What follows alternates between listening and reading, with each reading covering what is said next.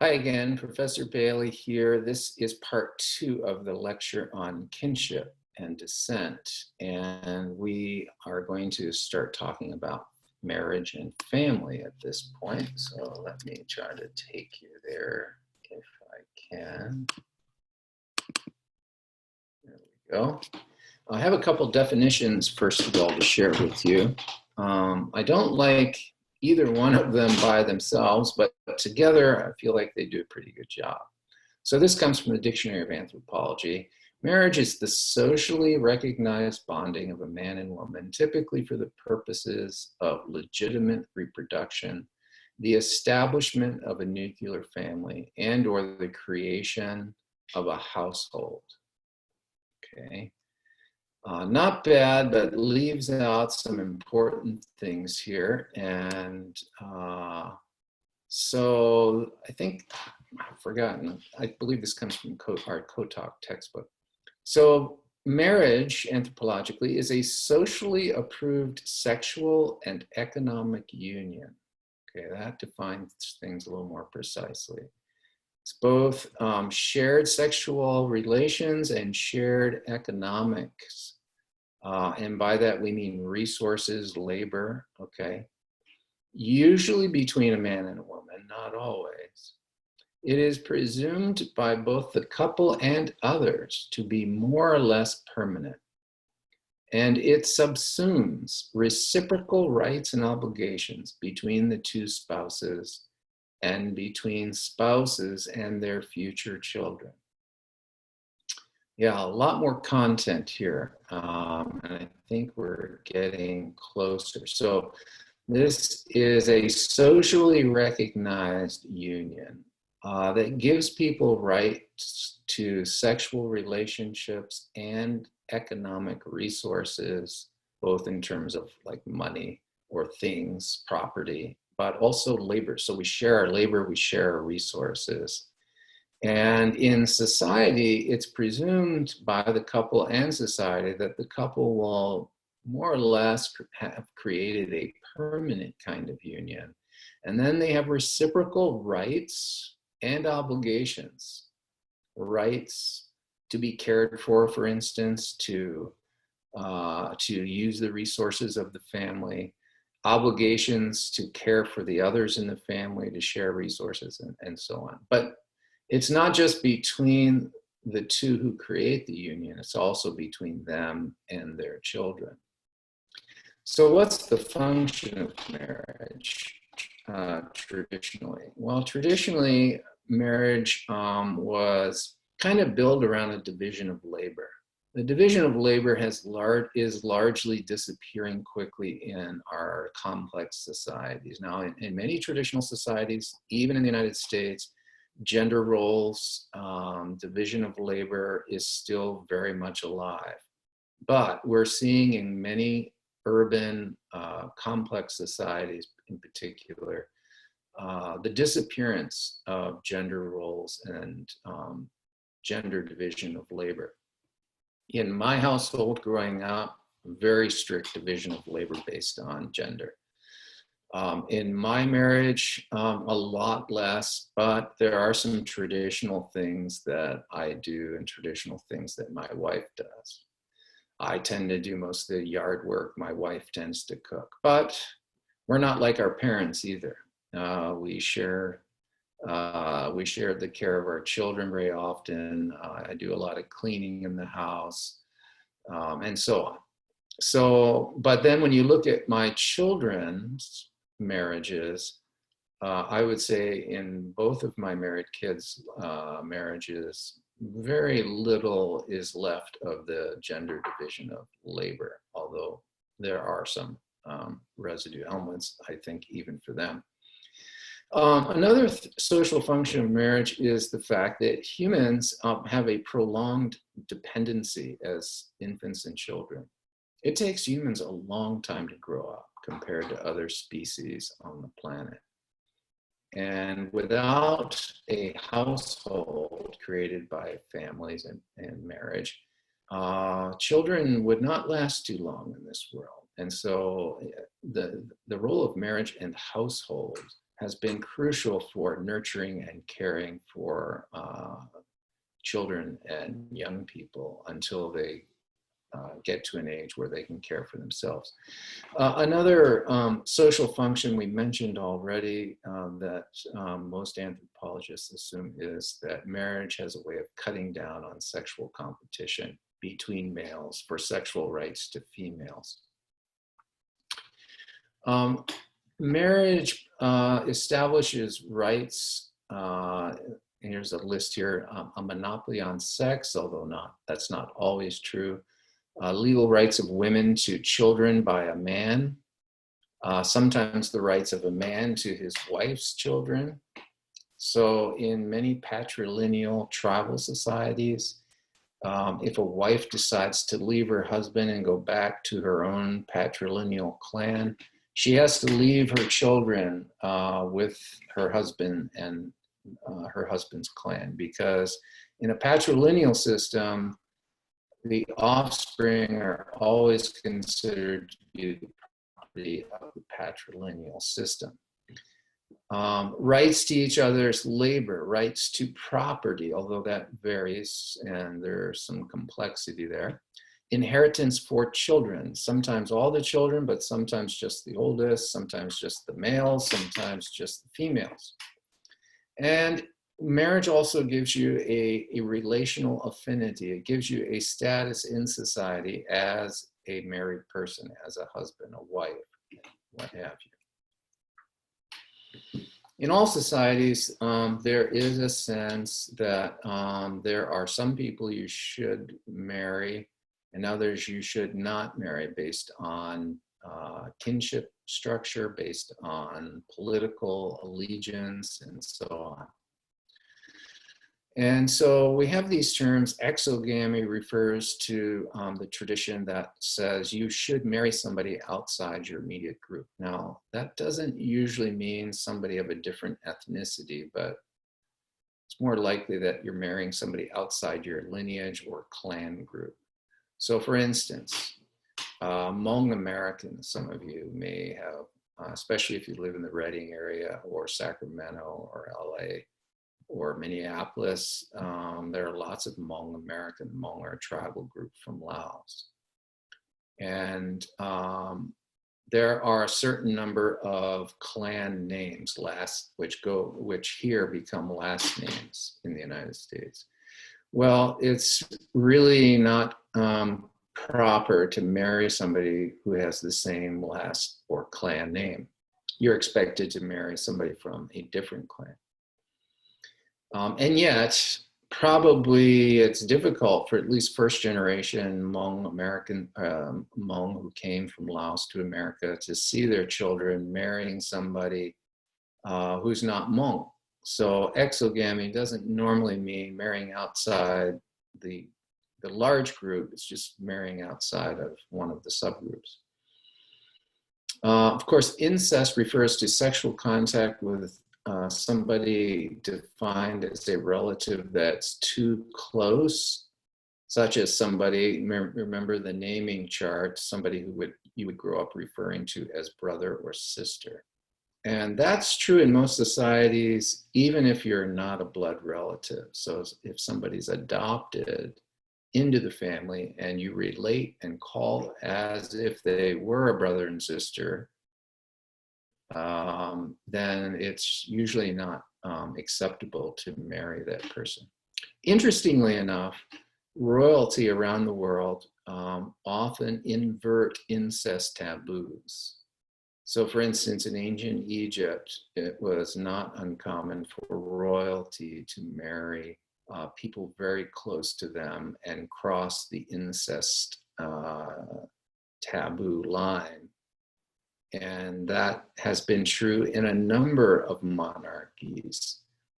The reason for that is really the desire to limit the scope of relatives, to try to keep the family, the kinship structure small, so that with the hope that that would cut down on competition for the throne. This one also has exogamy on the slide, but endogamy, which we haven't gone over yet. So this is marriage inside the group, but within the rules of permissible marriages. So ancient Israelites, Abraham, Isaac, Jacob, all married parallel first cousins. The Yanomamo married cross cousins.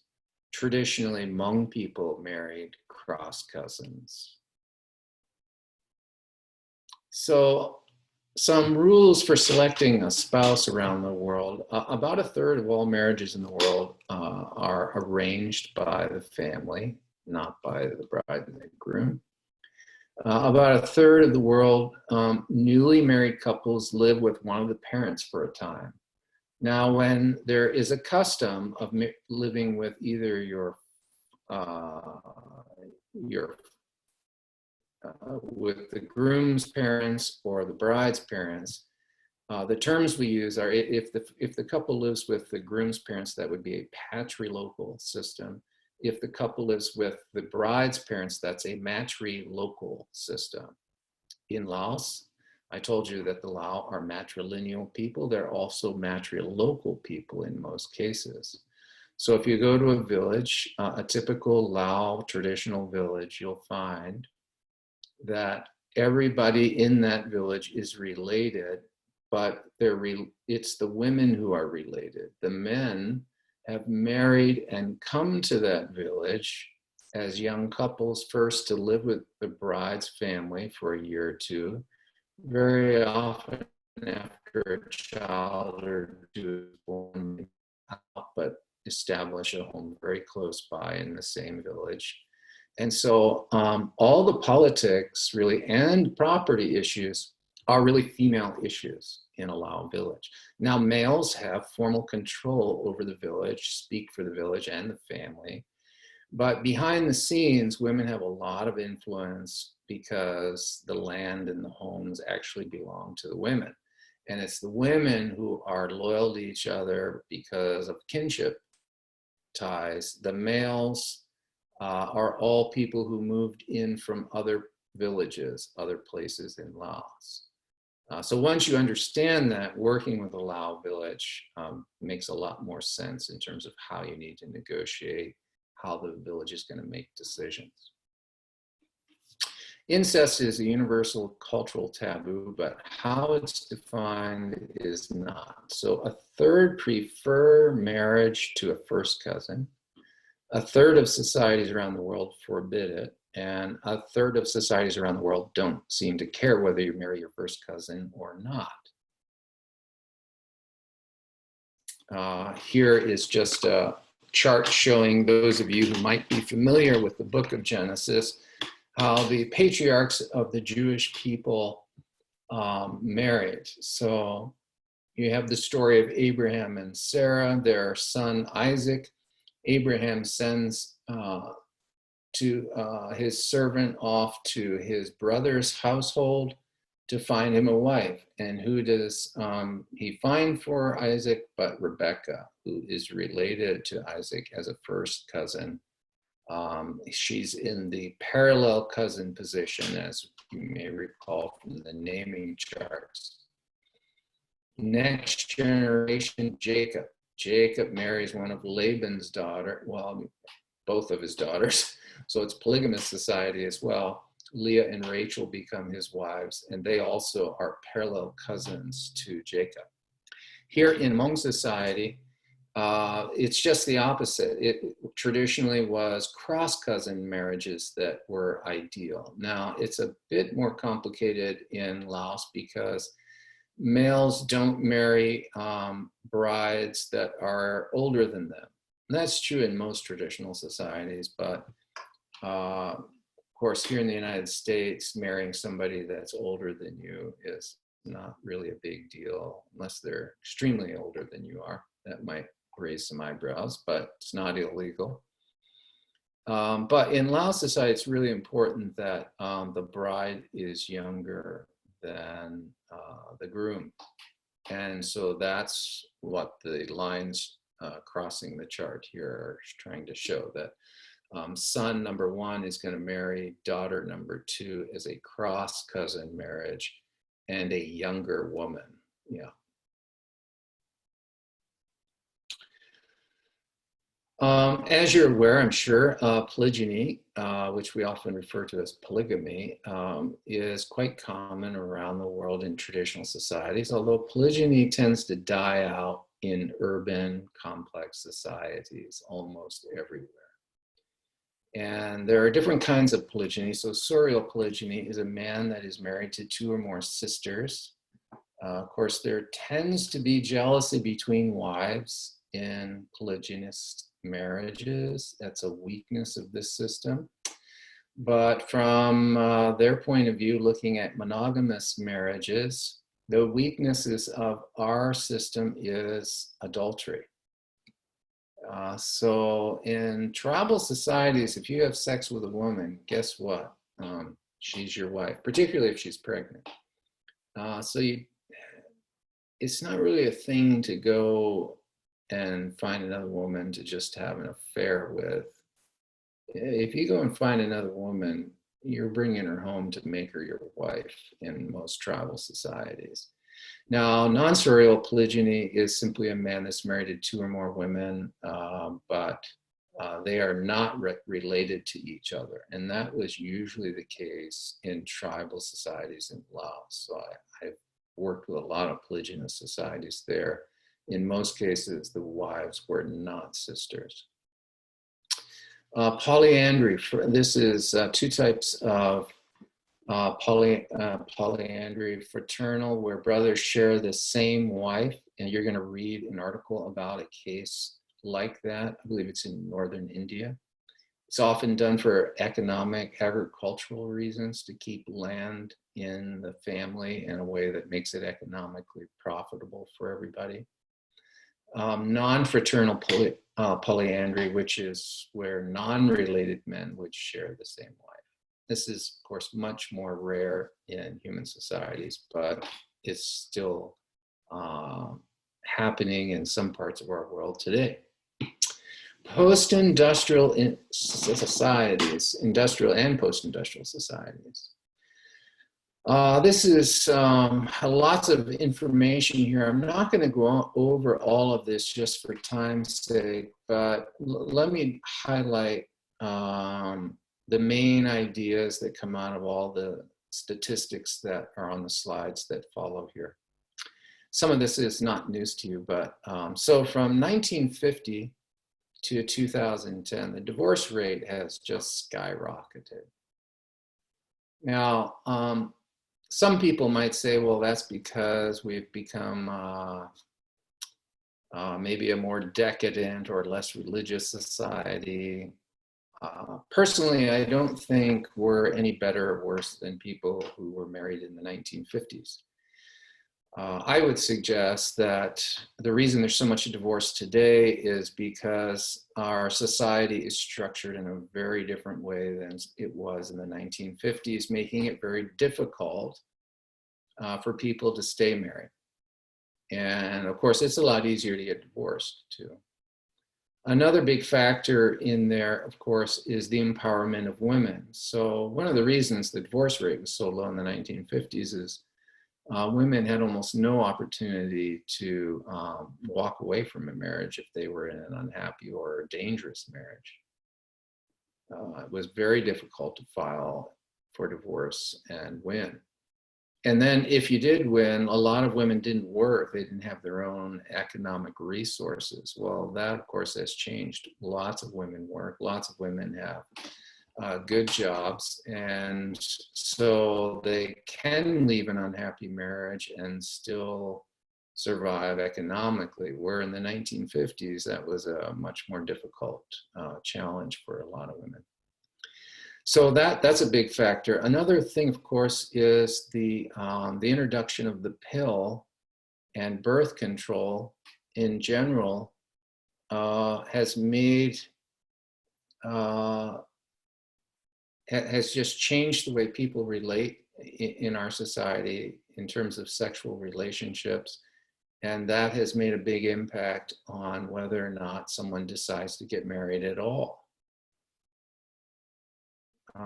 Still in the 1950s, if you were going to legitimately have sex with someone and not have to deal with pregnancy, pretty much marriage was the only route. Well, that is not true anymore, obviously. Lots of people have sex that aren't married, and in most cases, they're not looking to have children outside of marriage. And yet there are people, single adults, who are having sex with the purpose of having children outside of marriage. In fact, single adults raising children, the percentage of single adults raising children is increasing at a very fast rate, as I'll show you here.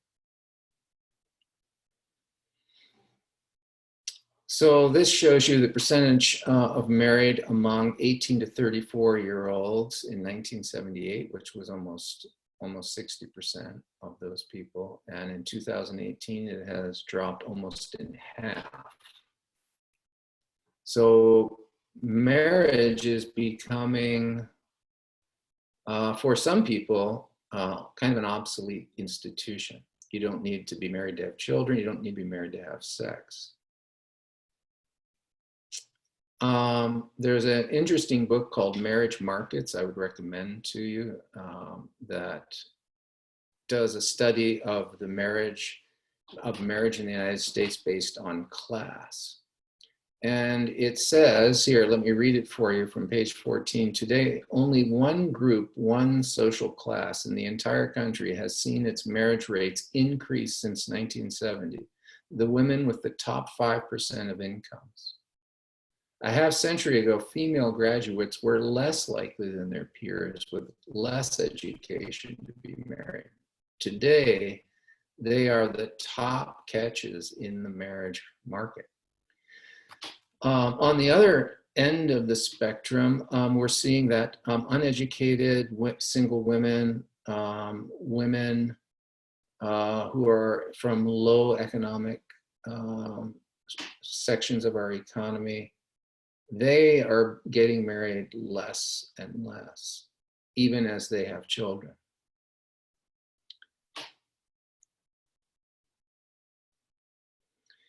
Divorce rates for college graduates is slowly declining. Everyone else's divorce rates are climbing. Why is that? Well, people who are getting college educated and looking for professional careers in particular, one thing is they're putting marriage off until their 30s. And when they do get married, it's not the romance of Hollywood. Marriage is becoming more and more like a partnership. Two professional people who have the same values, have the same economic vision for their lives, the same kinds of ambitions. And so these partnerships actually form pretty solid marriages, and their divorce rate is actually not only much lower than the rest of the countries, but actually decreasing as we go.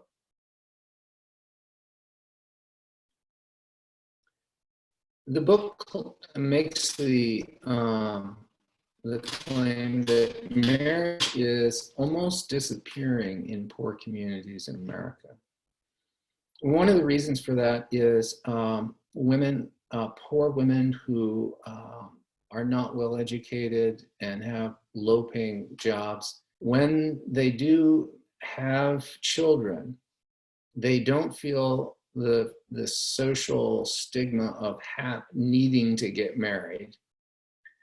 And not only is there less pressure on them socially to get married, but if they do get married, it usually has turned out to be more of a problem than it is a help, because a lot of American poor males without college education, not all, of course, but a significant number of males who lack higher education, women see them as more of a burden than an asset.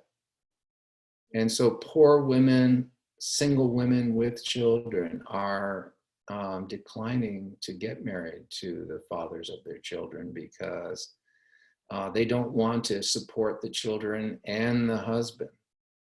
So a lot of poor single mothers are caring for children and working hard to pay the bills, and would prefer not to have to also take care of the father of their children, who may be unemployed or just not able to provide enough to make the marriage worthwhile in their minds. Now, of course, that's not everybody, but there is, according to this study, quite a trend in that direction.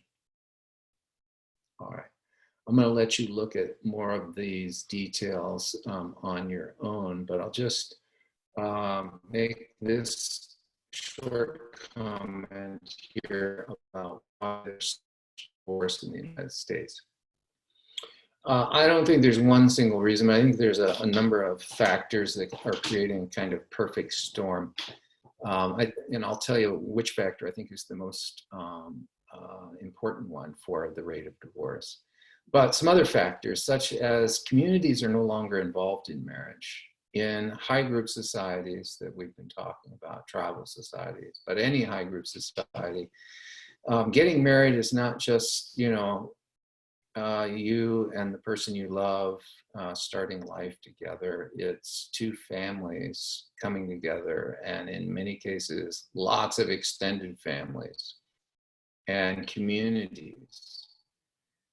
And in a place like Laos, when a couple's having trouble, they don't want to continue to live together as husband and wife, I have seen all the relatives get together and they do kind of a community marriage counseling session. And they let the bride and then the groom, the husband and the wife share all their complaints. They listen to them. And then the elders of the community talk to them about how they need to grow up, be less selfish, take care of each other. Marriage is hard for everybody, but it's worth it. Hang in there. And then they send them back home. So there's a lot of social involvement in many societies that actually do help people stay married. Also, marriage has kind of been desacralized, as has sex. So traditionally, especially in the West, marriage has been seen as kind of a sacrament, a religious sacrament. And that's why in many societies, getting married is done, not in all societies, but in many, getting married is officiated by a priest or a rabbi or whatever. And marriage has increasingly weddings have kind of become much more secular events. The power of religious symbols is not really a big factor in getting married the way it was for some people. Of course, women have choices and freedoms and economic power. We've already mentioned that. And then I think the most crucial one is the economic stress on the emotional bond foundation of marriage in North America. In North America, people get married not because families agree, not because, well, in most cases, there are some people, as I said, making partnerships based on kind of more rational decisions about whether we should live together as husband and wife. But for a long time in the 20th century and even today, people get married because they, quote unquote, fall in love. We have this kind of Hollywood idea of falling in love, this emotional attachment, soulmate. And we put a lot of pressure on the spouse, you put a lot of pressure on your spouse meeting your emotional needs. In most societies, well, of course, some of that is true. Your emotional needs are met by a wide variety of sources. There's not really the expectation that your wife or your husband is the person on the planet that you can trust or look to. Family is far more involved and important than in most North American situations. But added to that, the number of hours Americans work, and I think this is really the key issue here in my mind. North Americans now work more hours per week than any labor force anywhere in the world. And in order to live the American dream and at least just be middle class, for most of us, it requires two salaries. And that means both husband and wife work. And if you have children, that means that almost all your time is spent at work and then caring for children. This puts an incredible amount of pressure on a relationship that is expecting a lot from each other. And I think this is breaking down in a really quick way, and really doesn't have a chance, I think, given the economic pressure on most families. I've already talked about patrilocal and matrilocal, so I won't stop there. And then dealing with death in marriage. In some societies, tribal societies, especially Souriat, this is when a woman dies and her sister will marry the husband in her place, or a Levirate marriage, when a husband dies, his brother marries the widow. This is more typical in polygamous societies. In polygamous societies, one of the interesting things is you don't generally find single people at all. Everybody is brought into a household through marriage, and to not either be in your father's house or your husband's house is a really vulnerable place for a woman to be. And so it's quite unusual to find single women living on their own in these types of societies. Rare types of marriages, I'll let you read through those because I want to get down to same-sex marriage. So I just give you some kind of a profile here. So in 2016, there was an estimated 9 million LGBT adults in the US, and that translated into 680,000 same-sex marriages and 2 million in same-sex domestic partnerships. Okay, so we're talking about a fairly small percentage of the general population. And then 16,000 same-sex couples were raising in 2016, I believe it was, 22,000 adopted children. Yeah. And thank God that they are, from my point of view, because our foster care systems just are overflowing with children that I really feel we should all step up and bring into our homes. All right, so that just gives you kind of a profile, not of the cultural issues related to the LGBT community, but at least to understand how that community relates to the larger size of our community in general. So those are stats that just relate to the United States. There's a few other, and then how does marriage happen? Well, in many parts of the world, as we've seen already, marriages are arranged. Sometimes they're arranged even when the bride and groom are still very young. And then later they move after puberty to their spouse's family home. In some places, there's no wedding to speak of. A man just goes and in some cases just takes his wife and brings her home, and she will go through a kind of ritual mourning and weeping and resist brutally being taken, and yet she actually wants to be married and to leave. But she does this to honor her parents that she's leaving. In many societies, traditional societies, a man and woman just start living together. And everybody recognizes the union without much ceremony at all. Of course, in other parts of the world, other cultures, weddings are huge and people go into debt, as in our society and in many others, celebrating marriages.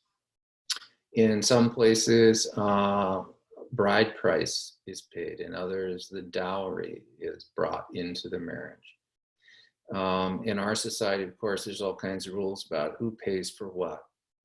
Does the bride pay? Does the bride's family pay? Does the groom's family pay? And for what things and how much and all this, yeah.